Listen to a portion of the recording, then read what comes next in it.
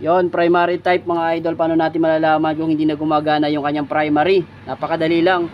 Kukunin po natin yung linya ng primary, tapos ikikiskis natin sa ground. Ikikickstart natin na ikikickstart. So pag walang mag-spark, so ibig sabihin may problema. So pag nag-spark pa yan, ibig sabihin goods pa. So try natin. Yon. So wala na, lalapit pa natin, oh. Lapit natin. Yon, wala na talagang spark mga idol, no? Right. So yung ginawa nito, kasi pinagawa na ito mga idol, pinagawa na po sa dati, at na-trace na po nila yung problema na wala na talagang kuryente yung primary. Ngayon, ang ginagawa, nagba-battery operated para mas nakaka minus gastos mga idol, di ba? So ang nangyari, nag-battery operated na sila, pero goods nung una, nung nakalaunan, nawala ng kuryente. Walang kuryente mga idol. Ayan. Alright. So ikakabit natin, papakita natin walang kuryente.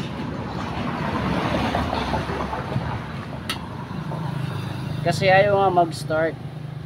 Naka-on yung susi, naka-on. So kick-start muna natin.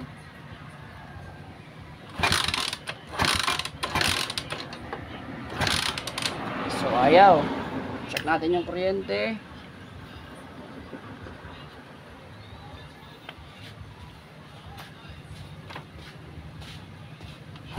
Yun, wala. Walang kuryente, no? So ano nga ba yung issue nito? Walang kuryente, kaya ayaw mag-start. So anong gagawin? Check mo lang mga idol yung pinagmumulan ng kuryente, no, ng source. Saan nga ba makikita yon? Sa regulator at saka sa battery. Okay, so dito tayo sa kabila mga idol, no? So dito po sa part ng kanyang CDI, para maglabas ito ng kuryente, dapat meron po itong positive at saka negative. Okay? So dito sa part na ito ay negative. So pag check natin yung negative, dapat yung isang tester natin ilagay natin sa positive.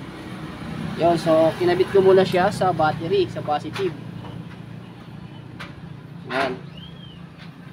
Tapos lahat ng tutusukin natin mga idol ay magiging negative. Yon. So tutusukin natin itong green, dapat umilaw. Pag umilaw, ibig sabihin may supply to ng negative goods. Yon, umilaw. Meron po siya negative. Okay? So yung mahalaga yung chine-check lang dito mga idol sa CDI, itong dalawang to, no? I-verify mo kaagad. So meron na siyang negative, dapat meron ding positive. Okay. Lilipat natin yung tester natin sa negative naman. Pwede dito sa body ground. Ayan. Okay. Dahil nga nakasusi na, naka-on na po sa susi, dapat iilaw na po itong kanyang kulay red. Yon, hindi umilaw. So ibig sabihin walang supply ng accessories wire. Okay. So check muna natin dito sa part ng regulator.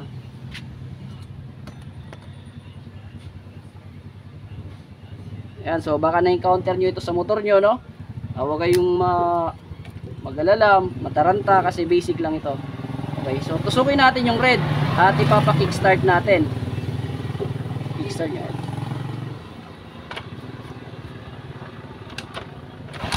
Yon, umilaw. Dapat ngayon mga idol, kahit hindi kini-kickstart, dapat iilaw pa rin yan, no? Dahil mayroong battery. So ito po yung kanyang battery. Yon, meron. So ibig sabihin yung linya dito sa part ng battery, papunta yung mga idol, yung fuse ay may problema din. Kaya check na natin. Ito yung papasok sa battery, sa kabila wala. Ayan, oh. Pasok ng battery meron, palabas wala. Connect lang muna natin. Dapat kasi dito sa part ng kulay red, pag tinusok natin yan, ilaw na yan kahit hindi na kickstart. Pero may ilaw siya pag ini-kickstart. Ayan, kickstart niya natin. Yun, oh, di ba? So dahil wala nga ang function dito, direkta lang muna natin.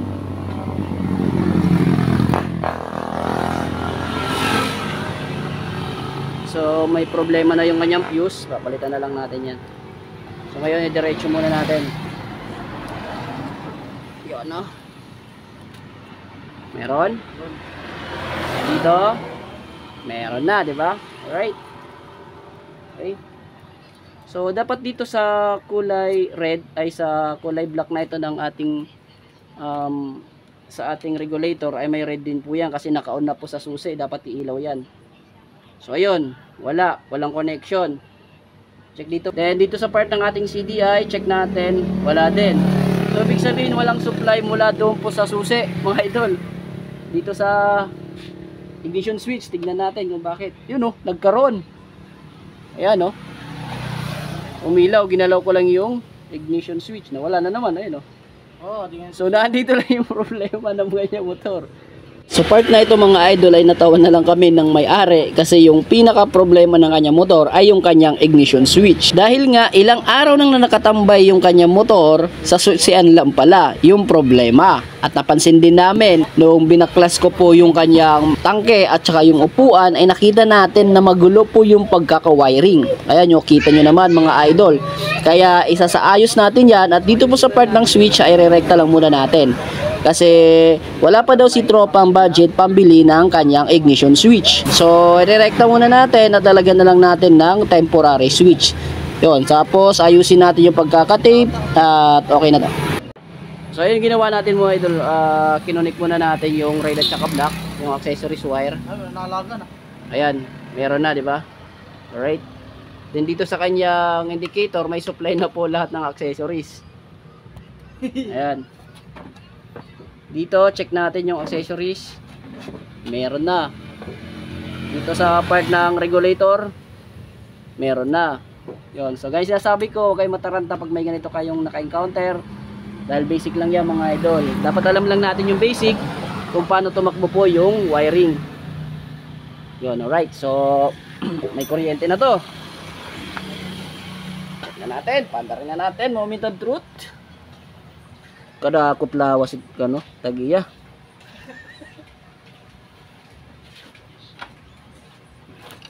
Oh. Agoy nagbiti-biti gindanas pagod ni Rocky. Oh, may kayan. Kita nyo yun. Nadaway pa ang kanok. Yun. Salpak na natin. Panda rin. Wow! Alright, diba? Yun, so yung naging main problema o naging main issue o main sira ng motor, yung kanya ignition switch lang, yung susian, tapos yung fuse putol, no? Ayan, so naghinala kami na may problema po yung primary kasi nakita natin primary type, no? Yung pala, hindi sinabi natin ni customer na ito ay naka battery operated na, kinonvert na. Kaya nung chinek natin, tinester natin itong red, yung accessories wire dito, ay walang supply. Kaya alam ko na kaagad kung saan yung problema. Supply ng positive. Alright? So kung may katanungan kayo sa ginawa nating video mga idol, mga tropa, mag-comment lang po kayo sa ating comment section at sasagutin natin yan. Alright, so ibabalik ko muna para matry pa natin kasi linisin ko, mapangit po yung pagkakatape po.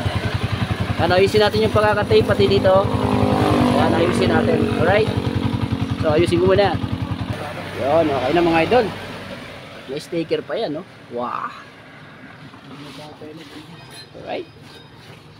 Bis din ni Butang. Yeah, pwede gyap.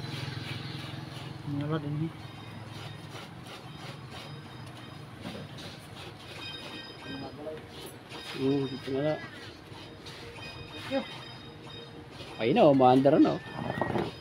Yo, sa usapang wiring mga idol, wag lang kayo ng ano. Ika nga, wag lang kayo mataranta. Pag alam yung basic, alright yan, alright. Hindi naman ito mechanic, kung maaraw ko na ang problema.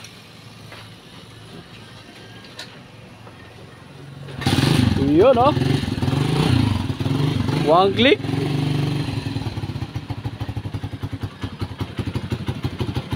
Euro, no euro.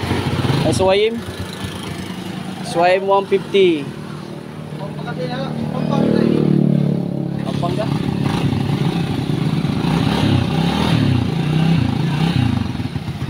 Saka na natin sa kanyang pag-ulit. Diba, mamingaw pa't mangina. Ha? Mamingaw pa.